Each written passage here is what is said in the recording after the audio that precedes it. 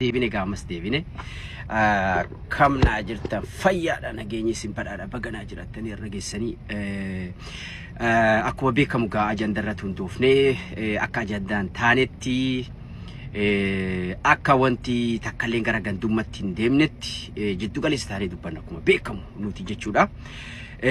Akkuma argitan suuraa asirratti ajandaa dhiyoo tanaa obboleettii teenyaa haadha manaa Joorji Aabbuu himannaa isin himatte irratti miliyoona 15 irraa nyaate jettee himannaa mana Hamza Sheikh Jaabiritti dhiyeessite irratti yaada kennachuun barbaade jechuudha.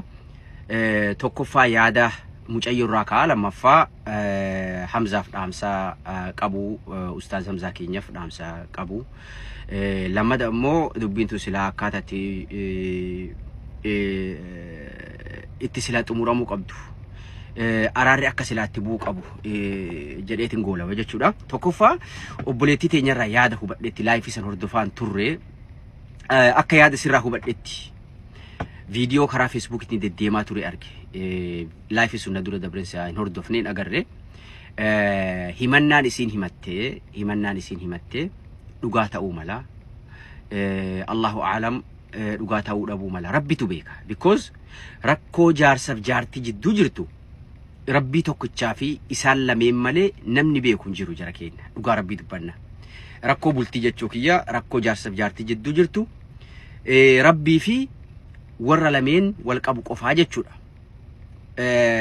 Kanaaf yaada isii irratti wanti an hubadhe hinaafalleen keessa jirti irraa calaqqisti haasaasirraa. Sadaffaa jiruuf jireenya isaanii jidduu kan ture waggaa 3-4 dabran waan isaa goote akka jaarsaaf jaartitti biila ji'aan ergituuf haa ta'uu wallee dalaguuf haa ta'uu waan isaa goote hundaa miliyoona 15 saniin include goote natti fakkaata akka hubadhetti jechuu kiyya. Doolara miliyoona 50 Chaayinaa ergee nyaadhame jette malee doolara 30,000 wallee isaa dalagsiisuu jireenya isaa gargaaruu biila isaa baasuu kana jettee turte. Walumaa galatti maallaqa investimentiitii fi waan dhuunfaa isaatiif waan dhuunfaa isarratti jiruu isaanii irratti jiruu isaanii lameen irratti investi goote. Kan investimentii bizinasa dhuunfaa dhiisi, bizinasa isaanii dhiisi. Kan bizinasa isaanii irratti investi gootee nyaadhamte malee kan jiruu isaan lameen jidduu irratti investi gootellee walitti dabaltee include gootee himattee jechuudha. Miliyoona 15 jettee jechuu kiyya. San irraa hubadhe mucayyoon Rabbitu beeka hin beeknu nuti waan isaan jidduu jiru jaajin goonu ammas mucayyoo faana gorree dogongora jette Joorji Aabbuu hin nyaanne no kana keessa seenuun abadan never Rabbitu beeka waan ta'eef Allahu a'lam. Sadaffaa lammaffaa pointiin kiyya lammaffaani Hamzaa yaa obboleessa kiyya yaada kee irraa akka hubadhetti atis waan haayilaayitii isin sii goote malee dubbii diiplii keessa hin beeytu akkas yaada kee irraa gaafiif deebii ati godhaa turtirraa hubadhetti waan isaan lame jidduutti deemaa ture wattakka irraa quban qabdu yaa Hamzaa keenya. Akkanumaan intalti tun dhuftee paablikii haa himattu jetteetuma laayifii bantee ummata paablik irratti akkasiin dubbattu goote malee ummatuma audiensii kan keetiif warra taa'ee dhageeffatu waliin atilleen garaagarummaa hin qabdu jechuu kiyya. Maal jennaan silaa osoo laayifii fidin dura karaan ulaagaaleen ati godhuu qabdu hedduutu ture. Waan kana diiplii qorachuu Rabbi birattillee ilma namaa birattillee vaaliyuun ati qabdu kabajiin ati ilma namaa biratti qabdu nu biratti qabdu gadi hin bu'u. Rabbi birattillee waan gaarii khayrii dalagattee jechuudha. Qorattee Joorji Aabbuuf isii walitti fiddee ati obboleessa isaaniiti. Obboleessa isaaniiti. Akkuma mucayyoo dhimmamte isallee dhimmamuu qabda obboleessa waan ta'eef ilma Oromooti amantaa tokko walitti qabna.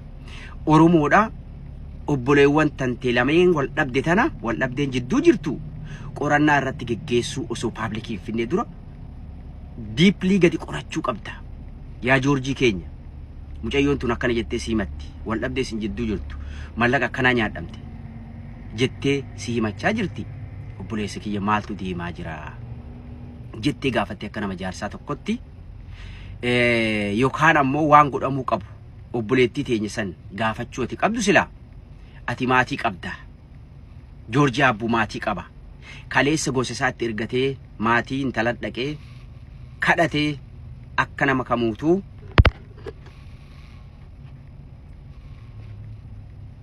dhiifama. Bilbilaa turatti bu'ee dhiifama itti fufa.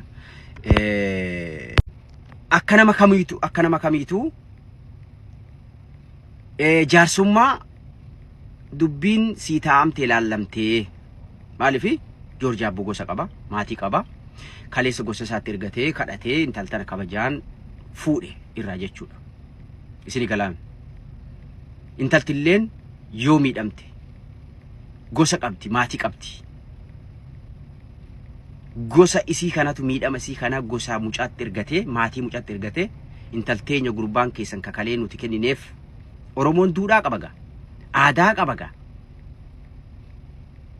Intalteenya ta miidhamte ta gurbaan keessan nurraa miidhe mallaqa hagana gahu nurraa irraa nyaatee miidhe nu laalaa jedhee gosti intalaa dhayixee himatti. Jaarsoletti himatti. Jaarsoletti dubbii jidduu taa'ee yoo furuun danda'ame fura. Yoo furuun hin danda'amin haga mana murtiitti deemamaa jechuudha.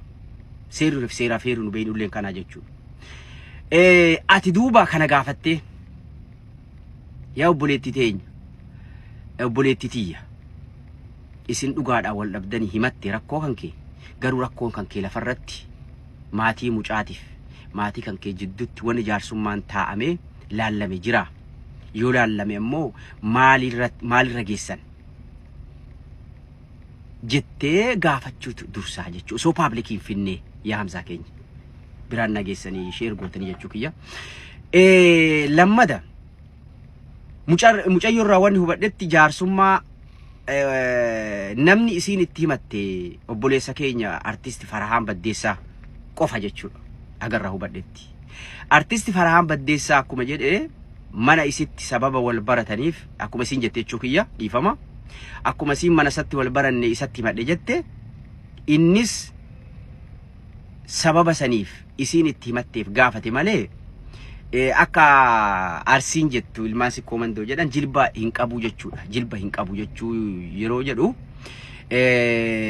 jilba jechuun kiyya jaarsummaa hin guutu jechuu kiyya amma ilaal wanni kun jaarsummaa hin guutu akka sirna Oromoo keessatti isiin asoo Joorji Abbuu maatii qabu, obboleessa qabu, gosa qabu Farahaan Baddeessatti himachuuni xiqqoo gartee dogongoraa because inni furuu waan hin dandeenyeef.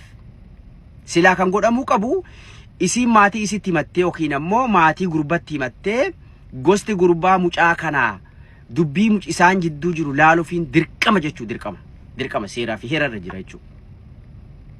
So kanaafi himannaa wanti isiin gosa lafarratti jaarsummaa akka ta'aniif himatte waan jiru natti hin fakkaatu haasaa sirra haga hubadhetti jechuu kiyya.